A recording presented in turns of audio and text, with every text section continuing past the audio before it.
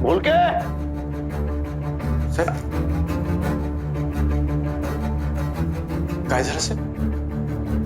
काय झालं? सरलात काय? मला चहा नाश्ता थंड आवडत नाही. खरी त्या थेरड्याला जसा चहा नाश्ता द्यायचा तसा मला देत आहे का? रिलॅक्स रिलॅक्स भालेकर साहेब, relax.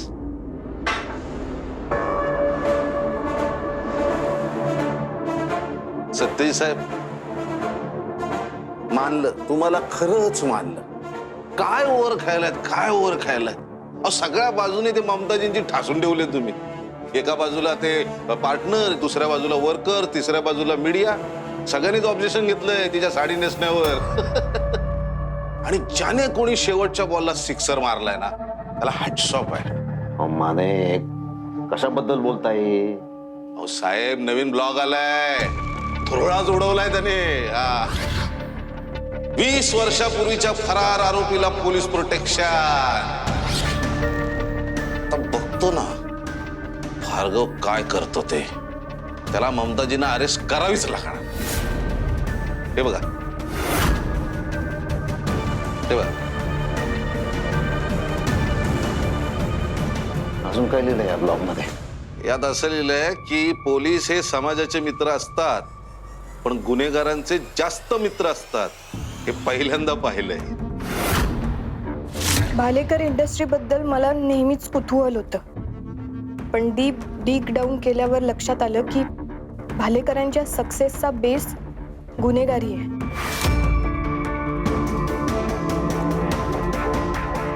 Yashwant भालेकरांनी business into रिलेशनचं calculations करत त्यांच्याच एका ओळखीतल्या व्यक्तीच्या मुलीबरोबर विश्वजित भालेकरचं लग्न करायचं ठरवलं. पण लग्नाच्या आधीच मानसी सरनाईकची निर्घृण हत्या करण्यात आली.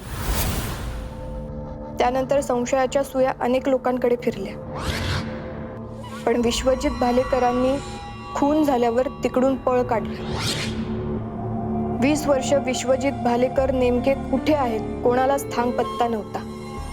पण जेव्हा मी या सगळ्याचा शोध घेतला तेव्हा एक धक्कादायक बातमी समोर आली, जी मी आता तुमच्याशी इथे फर्स्ट टाइम शेअर करतोय. विश्वजित भालेकर कधीच नॉर्मल नव्हते.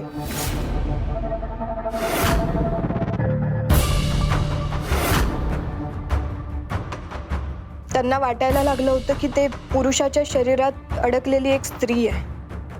कदाचित ह्याच गोष्टीचा फायदा घेत त्यांनी जेव्हा मानसी सरनाईकचा खून झाला त्यानंतर स्वतःला पूर्णपणे ट्रान्सफॉर्म केलं आणि ते तृतीयपंथी म्हणून जगू लागले.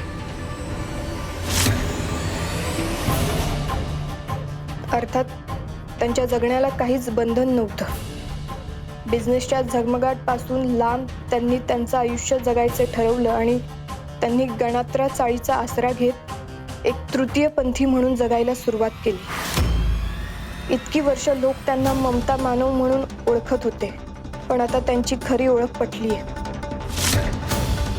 आणि पुन्हा एकदा ते 20 वर्ष मागे सोडून आलेल्या बिझनेसच्या झगमगाटात एंटर करायचा प्रयत्न करतायत. येस, विश्वजित भालेकरांनी भालेकर इंडस्ट्रीची सगळी सूत्र स्वतःच्या हातात घेऊन MDची पोझिशन स्वीकारली.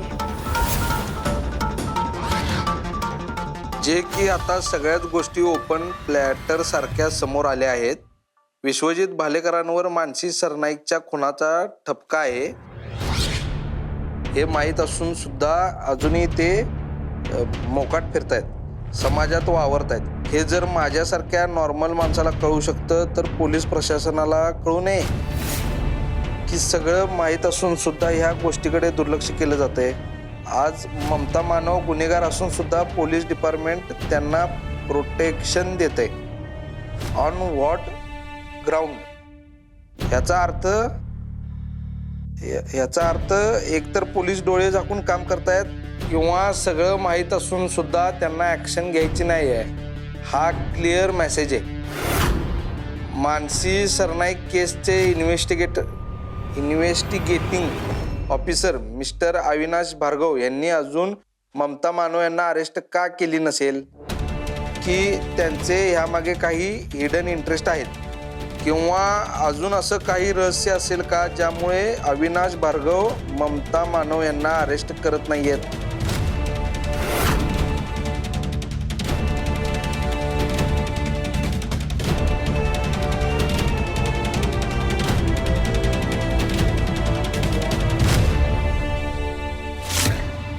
पोलीस डिपार्टमेंट आणि अविनाश भार्गव यांचे सिनियर अजूनही कुठलीच ऍक्शन का घेत नाहीयेत?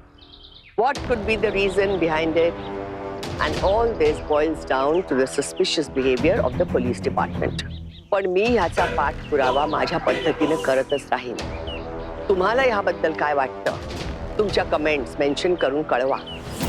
ममता मानव यांना अरेस्ट झाली पाहिजे की त्यांचा गुन्हा माफ करून त्यांना भालेकर इंडस्ट्रीचा कारभार चालवू दिला पाहिजे? Good Harsh, excellent. आता अविनाश भार्गवला ममता मानवला अरेस्ट करावंच लागेल आणि माझा भालेकर इंडस्ट्रीजची MD होण्याचा मार्ग ओपन होईल. निदान हा ब्लॉग वाचून तरी डिपार्टमेंट आणि अविनाश भार्गव यांना जाग येईल आणि ते त्यांच्या कर्तव्याशी प्रामाणिक राहतील. तुमचा मित्र सत्य सत्य सांगणार. सर स्पेसिफिकली तुमचं नाव मेन्शन केलं यात. आता हा सत्य कोण आहे ना त्याला शोधून काढावंच लागणार आहे. सर कसं शोधणार आहोत आपण? सत्यजित भालेकरांवर आपल्याला डाऊट होता पण त्यांच्याकडे तसं काहीच सापडलं नाही. या सगळ्या गोष्टींमध्ये कोण इन्व्हॉल्व आहे याचा अंदाज आलाय मला. आता तो ब्लॉगरच स्वतःहून माझ्याकडे चालत येईल. पण सर हे सगळं जे लिहिलंय ना त्याच्यावर तुम्हाला ऍक्शन घ्यावी लागेल आणि ममताजींना अरेस्ट करणं हा एकच ऑप्शन आहे तुमच्याकडे.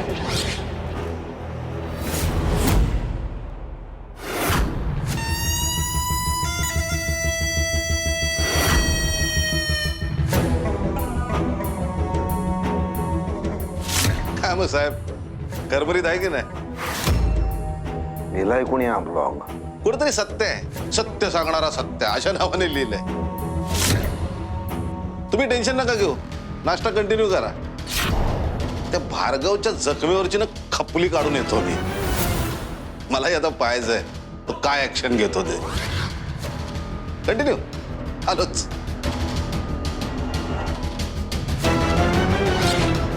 ते गरम गरम नाश्ता लगेच घेऊन येतो.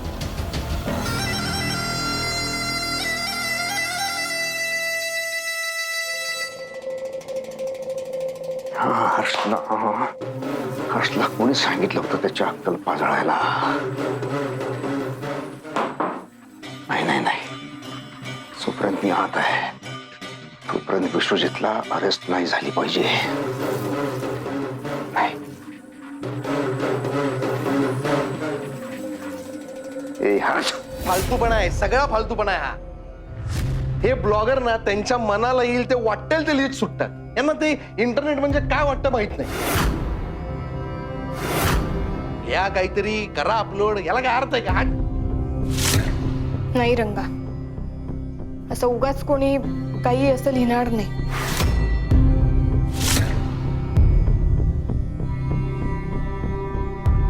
काहीतरी कारण असेल ना त्याला.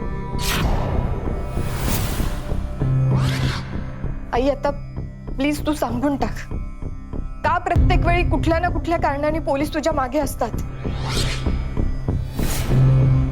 मला काय माहित, मी काहीच केलेलं नाहीये. पण तुझंच नाव का, बाकीच्यांचं का नाही? या सगळ्यातून पळायचं म्हणून तू अशी तृतीय पंथासारखी राहतेस का? ए, काय बोलली तू आता? तुझ्या जिभेवर काही ताबा आहे का नाही? वाटेल ते बोलशील का? आणि तुला काय वाटतंय ती जी कोणी बाई होती मानसी सरनाईक का कोण, तिचा मर्डर मावशीने केलाय? जर तसं असतं तर अविनाश भार्गवने अटक केली नसती का हिला? ते का मागे लागले त्या शर्मिष्ठा वर्देच्या? कारण त्यांना माहिती आहे की शर्मिष्ठा वर्देनेच काहीतरी लोचा केलाय.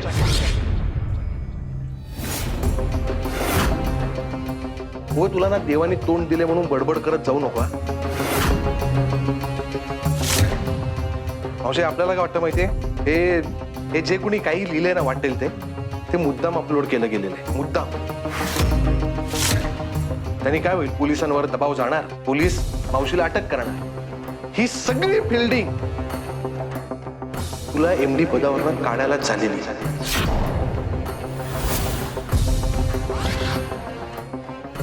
आई, पोलीस किंवा बाहेरचे काय म्हणतात मला त्याच्याशी काही घेणं देणं नाहीये. मला फक्त ती मानसी सरनाईक केस काय ते जाणून घ्यायचंय. रोज नवीन काहीतरी सत्य बाहेर येतं. मी ठरवलं होतं की मी या सगळ्यांमध्ये नाही पडणार, पण सतत मला तुझं आणि त्या मानसी सरनाईकचं नाव समोर येतं. आई, सांगून टाक ना, काय आहे सगळं? बघ दिशा, मला माहित नाहीये आणि या सगळ्याशी माझा काही संबंध नाहीये. तुझा विश्वास असो नाही तर नसो, असंच बोलून तू इग्नोर करतेस. आणि अचानक माझ्या समोर काही आलं आणि मी त्याच्याबद्दल विचारलं की तुला राग येतो. मग नको विचारूस ना, नको विचारूस. ज्या गोष्टीत मला पडायचं नाहीये त्या गोष्टीत तू का केसतेस मला? नवीन दिवस उजाडला की नवीन टेन्शन. आज काय घडणार आहे याच टेन्शन घेत जगते मी. कारण तुला काहीच सांगायचं नसतं कोणालाच. तू स्वतःला त्रास करून घेते आणि तुझ्यामुळे आम्हाला त्रास होतो. बर, माझ्यामुळे त्रास होतोय ना? मी कारणीभूत आहे ना या सगळ्याला? मग मी जाते इथनं, मी जाते इथून. कुठल्याही कारणाने कुठल्याही आरोपाखाली अटक होते, सरेंडर होते मी. म्हणजे प्रश्न सुटतील ना सगळे. गेले 20 वर्ष मी प्रत्येकाला हेच ओरडून सांगते की मी काही नाही केलंय, काही नाही केलंय. इतकं सांगून देखील प्रत्येक वेळेला संशयाची सुई माझ्यावरच येणार असेल ना तर मी जाते, खरंच अटक होते. म्हणजे मी सुटेन आणि तुम्ही सुटाल. मावशी तू शांत हो प्लीज, शांत हो. दिशा बस. मावशी आता असं हारायचं नाही ग. तू का लोड घेतेयस? ते माने काय म्हणाले, अटकपूर्व जामीन घ्या, तर घेऊन टाकू ना, टेन्शन काय? रंग आहे बघ, प्रत्येक गोष्टीला पैसे लागतात हल्ली. जामीन घ्यायला सुद्धा पैसे लागणार आहेत ना. फॅक्टरीत पैसे आहेत ना, घरात पैसे. मी कुठून आणू? कुठे कुठे पुरी पडू मी? तुला मी चाळीचा ऑप्शन दिला होता ना, गहाण ठेवणार होतो ना आपण. तो ऑप्शन आहे आपल्याकडे. मी चाळीतल्या लोकांची मीटिंग बसवतो लवकरात लवकर, बोलून घेतो, विषय संपून टाकूया. फॅक्टरीचा विषय तर संपेल. आता राहिला प्रश्न त्या बेलचा. मी आहे ना, हा, मी देतो पैसे. रंगा, किती पाय झिजवशील रे आमच्यासाठी, या घरासाठी? मावशे तुझं झालं का ग परत सुरू तेच? हे बघ, मी तुला आपली मानतो, तू आपली आहेस. मी हे सगळं तुझ्यासाठी करणार नाही, तू कोणासाठी करणार आहे सांग बरं? आणि एक सांगू तुला, रस्त्यावरून हत्ती जात असतो चालत शांत, कुत्री भुंकत असतात, लोकांना भुंकू दे. भुंकणं एवढंच त्यांचं काम आहे, त्यांना तेच जमतंय, ते त्यांना करू दे. ममता मानव आता कुणासाठी पण बदलणार नाही. ती साडी नेसूनच भालेकर इंडस्ट्री चालवणार दणक्यात.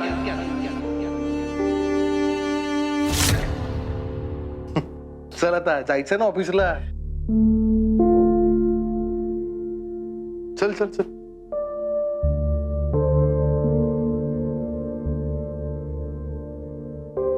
बघितलंस मावशी, हिला काही विचारलं की ही काही सांगतच नाही मला. सगळं दुखणं खुपणं एकटीलाच सहन करायचं असतं. जाने देना दिशा. हे बघ, तू आता तिला काय पण विचारू नकोस. उसने जो करने को लिया है ना, उसको ठीक से करने दे. अगं मावशी, पण मी काय करू? एकतर मंगेश मामाने मला सांगितलंय की तुला तुझा प्रतिशोध पूर्ण करायचा आहे. काय तो प्रतिशोध? अरे होगा कुछ. देख, वक्त के चलते सब कुछ सामने आ जाएगा. फक्त तू आता शांत रहा बस. नाही मावशी, मला मंगेश मामाने शूट केलेले पुढचे व्हिडिओज बघायचे.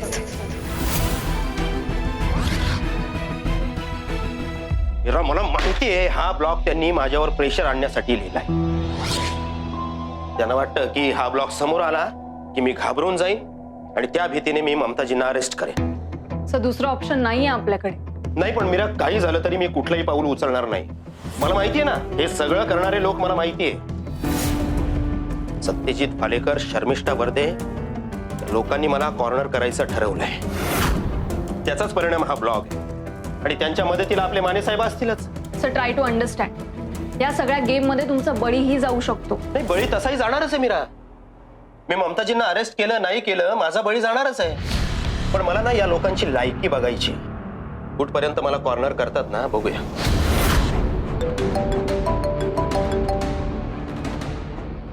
सर ठीक आहे सर. ओके ओके सर, देतो. Thank you so much. बघ झाली सुरुवात. सीपी ऑफिस मधून फोन होता. ममताजींवर लिहिलेल्या ब्लॉगचं एक्सप्लेनेशन हवंय त्यांना रायटिंग मध्ये. काय भार्गव, वाचला का ब्लॉग? अरे तुला आधीच हिंट दिली होती. कशाला उगाच विषयाची परीक्षा घेतोय? नाका तोंडापर्यंत पाणी आलंय. ऐक माझं, ममताजी नाटक नाही करणार. नाही करणार, कारण मला माहिती आहे ज्या क्षणी मी ममताजींना अरेस्ट करेन ना, त्या क्षणी तुम्ही माझी ट्रान्सफर कराल आणि ती केस माझ्याकडून काढून घ्याल. अरे भार्गव, तुला असं वाटतंय? नाही, मला खात्री आहे. वाटत नाही, मला खात्री आहे. आणि मला हे पण माहिती आहे ममताजींवर कुणी आणि कितीची बोली लावली ती. काय मीरा मॅडम, तुमचे सिनियर का आता भरती झाले, नवीन असल्यासारखं वागतायत हा? अरे नवीन आहे का? राहू द्या सर प्लीज. भार्गव, तुझ्याकडे दोन ऑप्शन आहेत. तर सस्पेंड व्हायचं नाही तर बदली घ्यायची.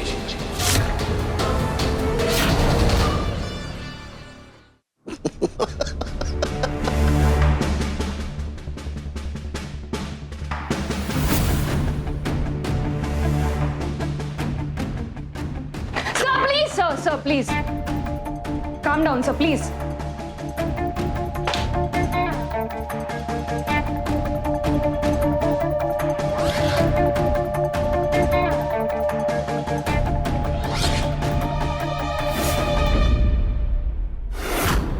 चला ममताजी या, तुम्ही बसून घ्या आणि सगळी कामं करा काय असेल ते. मग आपण देवाला भेटायला जाऊया. रंगा, एक काम कर, माझा एक चांगलासा व्हिडिओ काढ आणि जिथे जिथे अपलोड करता येईल तिथे तिथे अपलोड कर. ठीक आहे. सगळ्या जगाला कळू दे की माझा निर्णय झालाय की भालेकर इंडस्ट्री आता मी चालवणार आहे. विश्वजित भालेकर म्हणून नाही, ममता मानव म्हणून.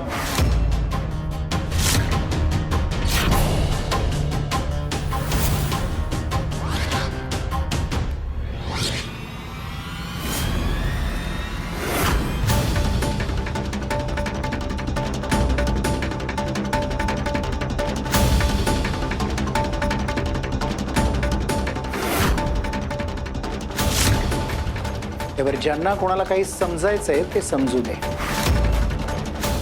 आता कोणीही कुठल्याही प्रकारचं प्रेशर टाकलं, दबाव टाकला तरी ममता मानव मागे हटणार नाही.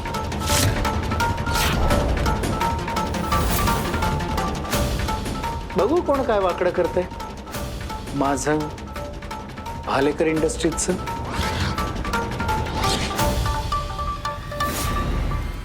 गुड. कॉन्फिडन्स चांगला आहे तुझा विश्वजित.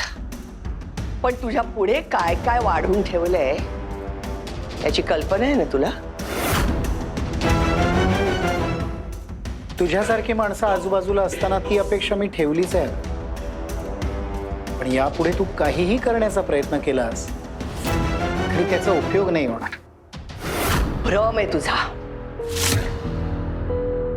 हे एमडी पद टिकवण्यासाठी तू किती फडफड केलीस तरी अरे एवढी मोठी इंडस्ट्री चालवण्यासाठी पैसा लागतो.